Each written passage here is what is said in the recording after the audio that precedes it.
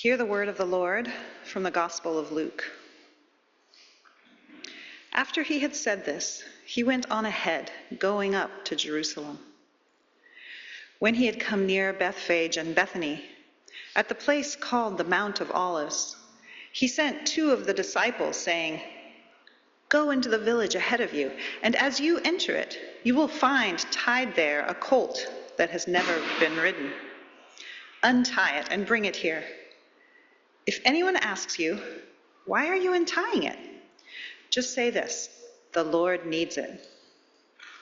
So those who were sent departed and found it as he had told them.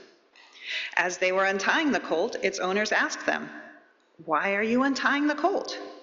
They said, "The Lord needs it." Then they brought it to Jesus, and after throwing their cloaks on the colt, they set Jesus on it. As he rode along, people kept spreading their cloaks on the road.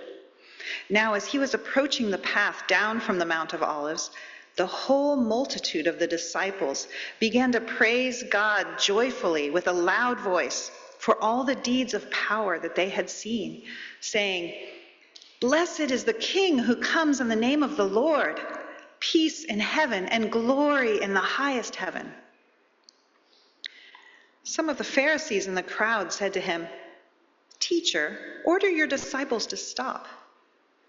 He answered, "I tell you, if these were silent, the stones would shout out." As he came near and saw the city, he wept over it. This is the word of the Lord. Thanks be to God.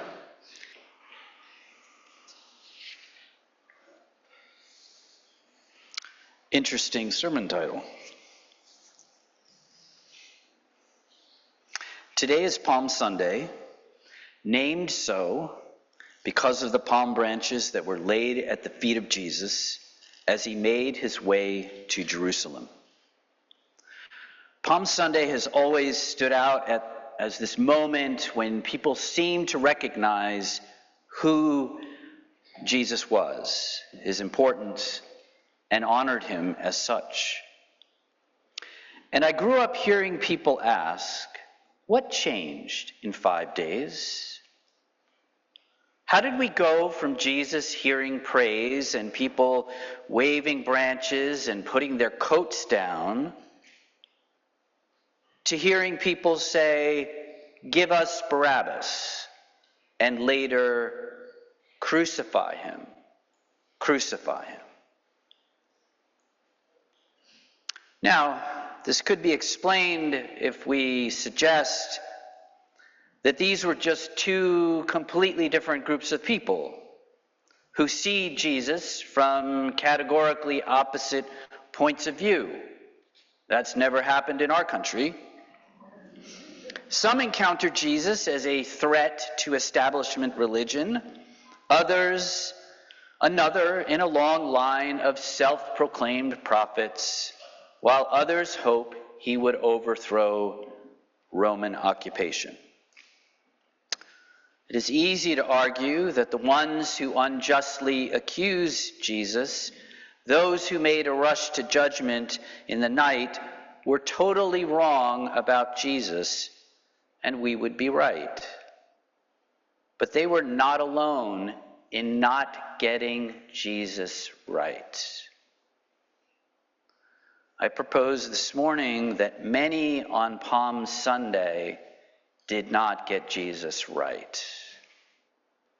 They didn't understand the storyline, and it is safe to say that they didn't understand the way of suffering as the way of Jesus.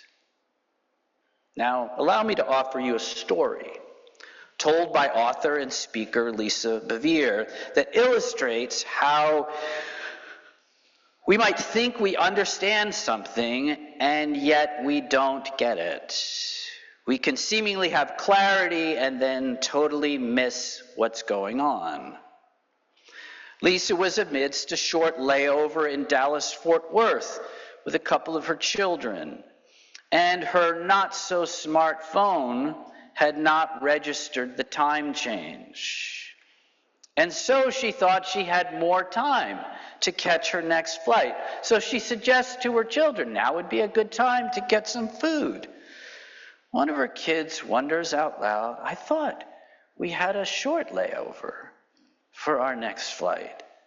But she looked at her phone, and sure enough, she had plenty of time. So with firm confidence, she said to her son, no, we're all good.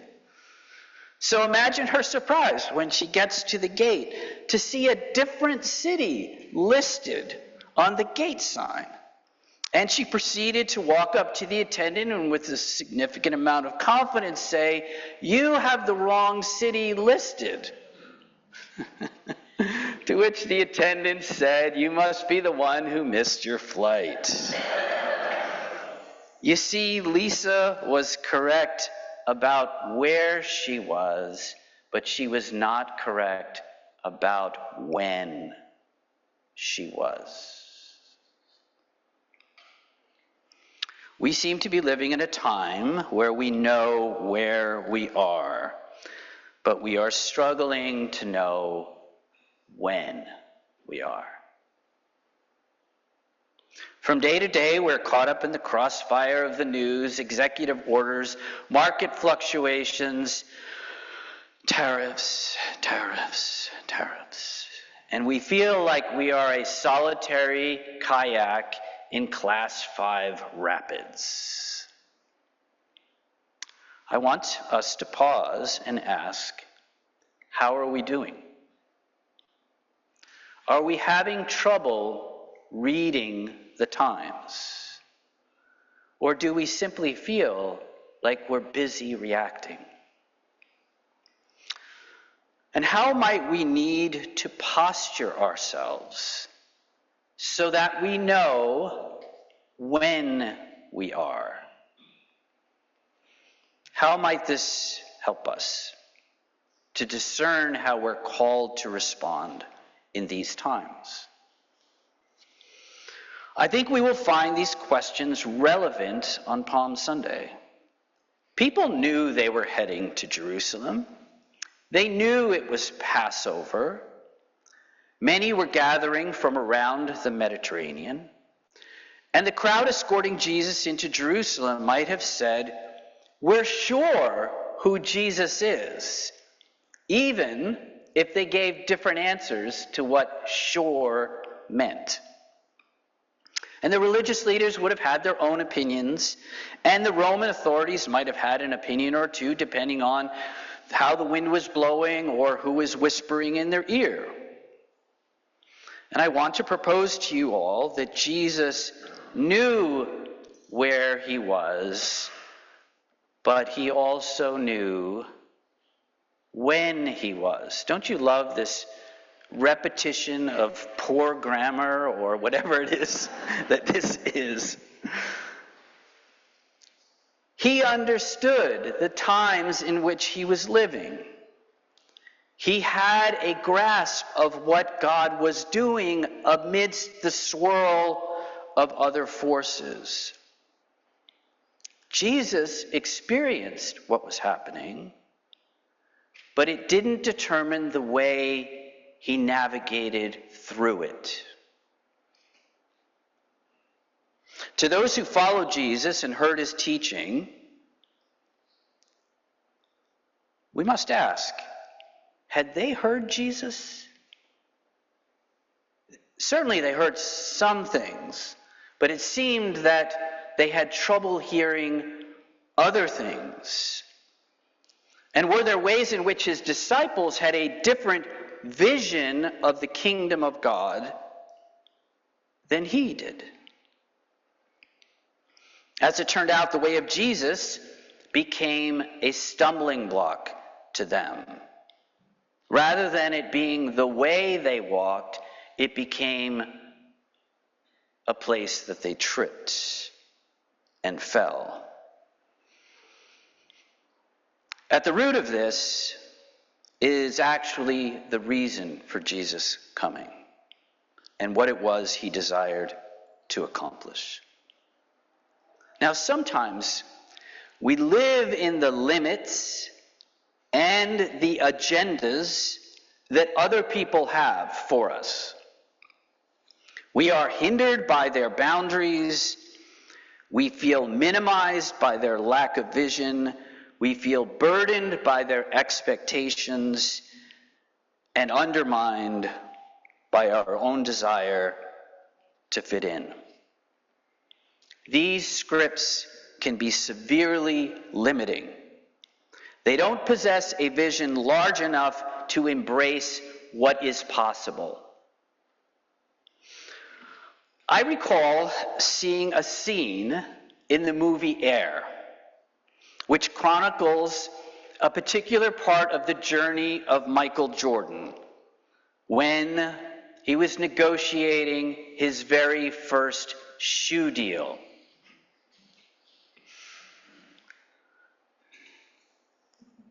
There we are. There he is.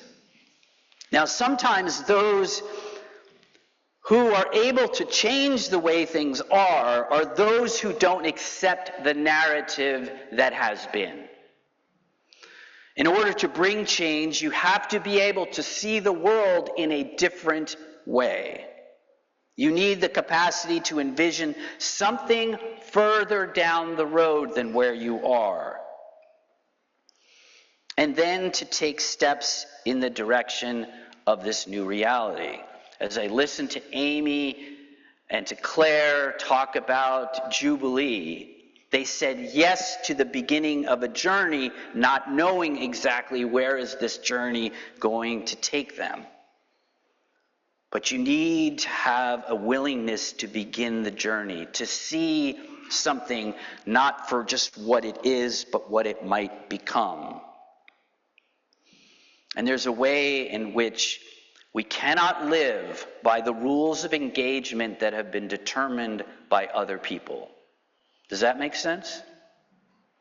So, in the movie, Michael's mother, Dolores, played by Viola Davis, has a conversation with Nike's rep, Sonny Vaccaro, played by Matt Damon. Now, this is before NIL existed. For those of you who don't know what that is, in the context of college sports, it means name, image, and likeness, and the right of student athletes to profit from it. Now, I want us to watch a clip as Michael's mother refuses to accept things as they are. Let's watch it. Michael will get a percentage of the revenue of the sale of each shoe that is sold. I'm sorry? Not all Nike shoes, just the ones with his name on them. Oh, well, Mrs. Jordan, so that's not how the business works at all. I mean, I understand the assumption, but what the athletes get a licensing fee, in this case, obviously, a groundbreaking fee, but they don't actually participate in the gross sales of the shoe. Because Nike's a public company, so that they can't. That would disrupt the industry, and they wouldn't. There's a whole other set of economics around this. It's very complicated. Yeah, I'm sure it's quite complicated. But this way it's cleaner because you know, and the family knows exactly what's going to come in every year. Well, that's not his concern. Okay. Uh-huh. His concern is that in order for the shoe to be meaningful, in order for young people, many not of real means, to want to go out and spend the money that they worked all week, 2 weeks, at the mall for, then Michael has to create the meaning in that shoe. His name is on that shoe. Yeah, so actually we think that's a benefit to him because his likeness gets marketed by Nike. No, his likeness, his name, is not in any way meaningful to Nike unless he scores 40 points a night, every night, beats Akeem as Rookie of the Year, makes All-Star and All-NBA team. Okay, that would be exceptional, and you know, it is the NBA, so these are the best of the best. Well, he has to be better. He will win championships, multiple championships, final MVPs. I know my son. All-Star selection, All-Star MVP, Defensive Player of the Year. But man, with respect, Sidney Moncrief is the Defensive Player of the Year. Adrian Dantley won the scoring title. They're not. You don't get to be Magic and Michael Cooper It's basketball. Yeah, but if he does it, he deserves to be compensated. You eat, we eat. That's all he's asking. That's a fair point, but that's just not how business works. I mean, they invest the capital and they get the reward, and that's how it goes. Well, maybe that needs to change. Because if he does what I think he's going to do, what you also think he's going to do, and what Michael knows he's going to do, then it won't be the NBA promoting my son. I promise you, it'll be the other way around. And in that case, he deserves a piece.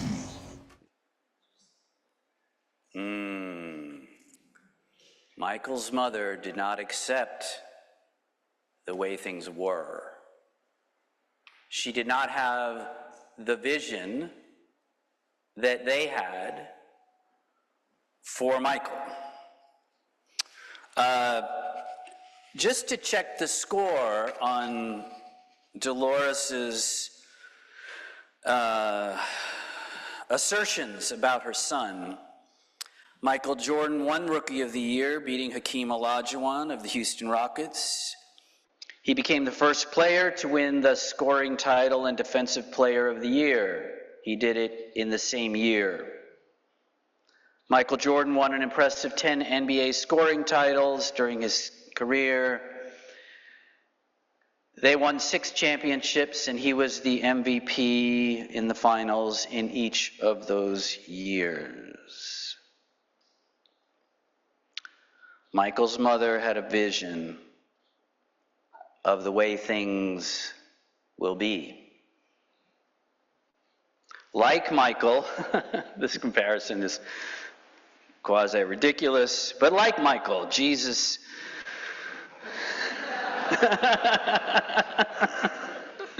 I love Michael. Jesus was surrounded by those who had their own vision of what was possible, what was permissible, how things worked. You listen to Sonny Vaccaro say that's not how the business works. It turns out now it is how it works. But it takes someone to say, this is not how it works anymore. And there are ways in which Jesus' followers and those around Jesus got him wrong. The religious leaders misunderstood who Jesus was and were threatened by this small-town rabbi. It's interesting that the same person that they said, can anything good, well, actually wasn't them, but you have, I think it was Nathanael saying, can anything good come out of Nazareth? The prevailing idea that what can arise out of a small town.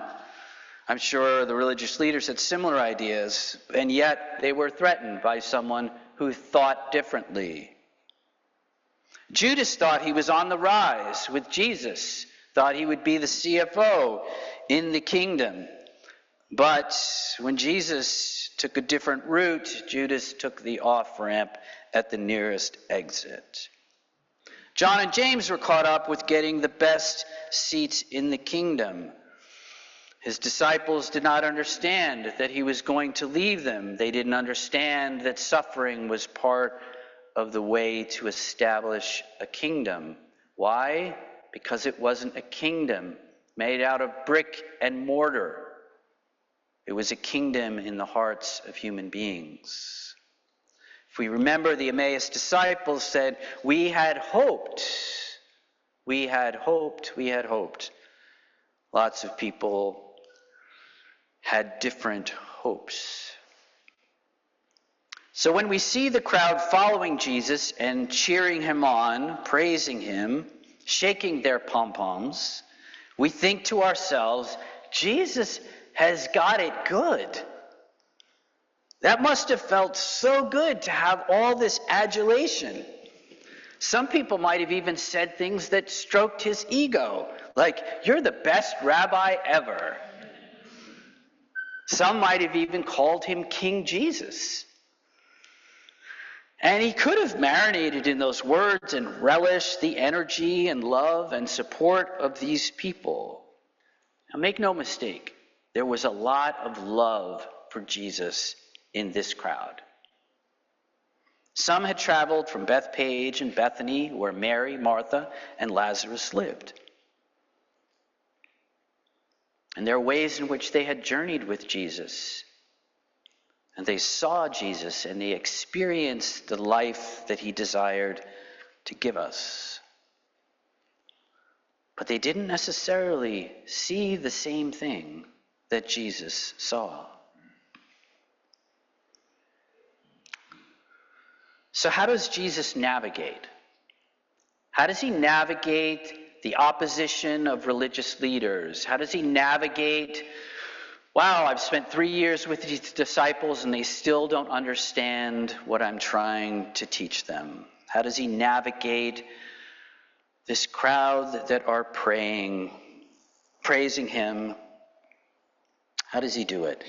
Mark's Gospel, chapter 1, verse 35 says, "In the morning, while it was still very dark, he got up and went out to a deserted place, and he prayed." It's hard to be centered in chaos without finding a place that stills the chaos inside of you.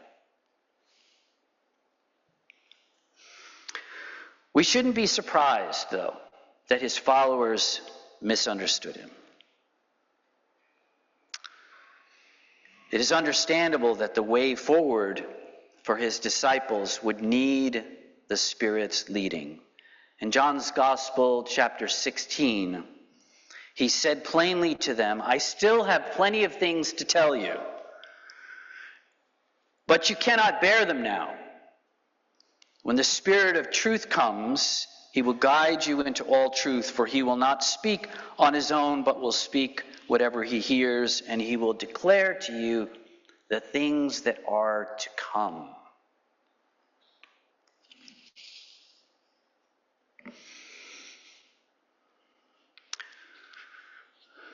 This week we will make our way to Gethsemane with Jesus. And Gethsemane exposes a false storyline. It exposes the false understanding that his followers had. Jesus is in Gethsemane, where the reality of drinking the cup of suffering reaches its peak of reality and pain. And Jesus even prays, if there's another way. You see, there's a way in which the affirmation and the palm waving and the words of praise could be a temptation. A temptation for Jesus to forget who he was. He could have easily said, "Oh yeah, let's kick some Roman backside. Let's overturn a few more tables. Let's call down thousands of angels and take over." The reason it was a temptation is because it was a false storyline. It wasn't the plan. It wasn't who he was. And thankfully, Jesus wasn't looking to the crowd to tell him who he was. He wasn't looking at the latest storyline to tell him what his life purpose was. So he could experience the sincere affection of the crowd and still say, "I know what time it is. I know where I am." There's a season to everything, There's a right moment. There is a place that we can be, a place that we can ground ourselves that is in alignment with what God is doing. And this is what we need to listen for. So we can go through disorienting chaos, and we can go through times that shake our sense of equilibrium. Jesus tries to tell his disciples what's going on. In John 16, Jesus says, "A little while and you will no longer see me, and again a little while and you will see me." And his disciples are saying, "In a little while, I have no idea what you're saying." And Jesus knew that they wanted to ask him. They probably had this look on their faces. "I don't know what you're saying." And he says, "Are you discussing among yourselves what I mean when I say a little while and you will no longer see me," etc.? He repeats it. It's not getting any clearer for them. And then Jesus gets very clear. "Very truly I say to you, you will weep and mourn, but the world will rejoice." Do you ever feel like you're living from a different script than other people? "You will have pain," Jesus says, "but your pain will turn into joy." When a woman is in labor, she has pain because her hour has come. But when her child is born, she no longer remembers the anguish because of the joy of having brought a human being into the world. I would leave it up to the mothers to say whether or not that is true.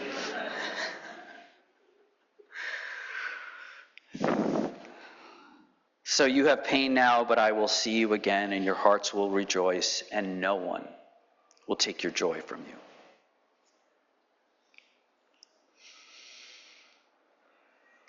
Who, for the joy set before him, endured the cross. He had this vision all along. We're just back a couple of slides. One more back. Thank you. Hebrews 12:2. Who, for the joy set before him, endured the cross. There was something greater in the future. There was something truer that Jesus possessed as his compass. Now, examples of this kind of world-shaping alternative behavior can be found in the likes of Gandhi and Martin Luther King Jr., who advocated movements of nonviolence in the face of violence. In one of his most famous sermons, Loving Your Enemies, Dr. King preached, "Returning hate for hate multiplies hate, adding deeper darkness to a night already devoid of stars. Darkness cannot drive out darkness. Only light can do that. Hate cannot drive out hate. Only love can do that." So how will we orient ourselves? What will ground us? What will be the source of our way of engaging what's happening in our world? Look at the contrast here. Jesus did not seek adulation. He didn't pursue retaliation. Interesting. He didn't angle for positions or power. Rather, he chose solitude. He chose forgiveness. Ironic, odd, that the first thing Jesus says from the cross is forgive them. And Jesus chooses to serve. So adversity won't take Jesus a different direction. When we look at it, we see security, confidence, inner strength, a sense of identity. Who he was and what he was doing was the same. Jesus is seeking to do the Father's will. So a crowd could chant and he wouldn't pivot.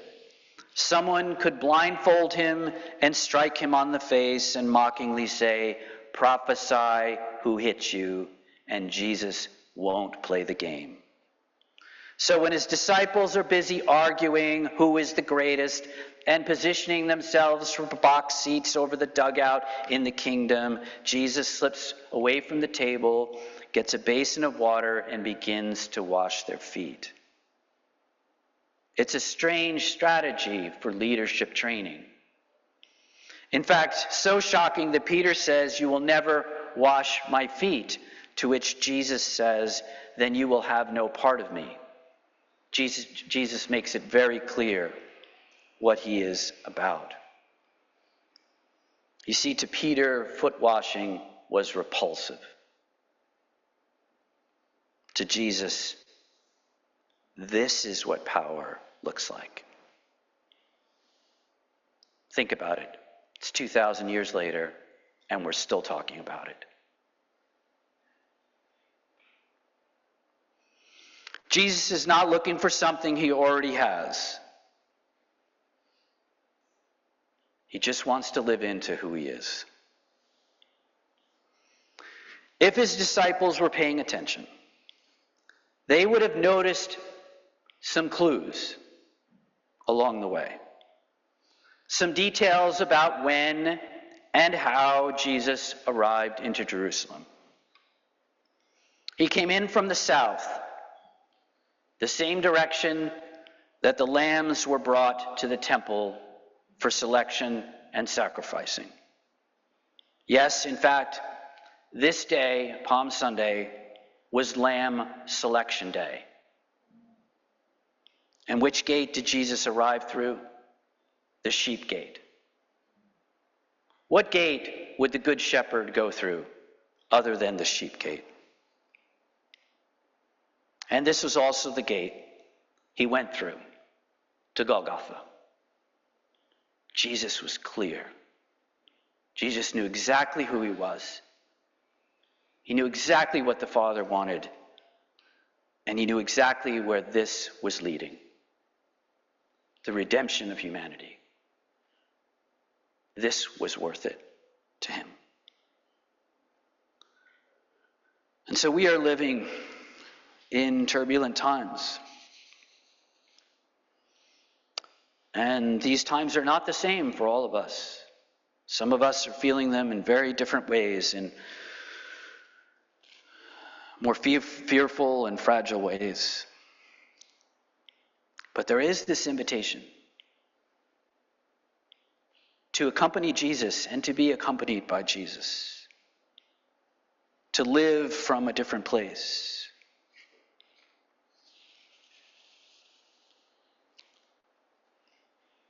And there is good that we can do. And there are people that we can stand in solidarity with. And there are needs that God will place on our path that we are meant to be a part of meeting. We have to remember, this is not a flesh and blood battle. It is deeply spiritual. And so where we live from and how we respond and how we listen for God's direction in these times is important. Jesus discerned a more excellent way, and he invites us to do the same.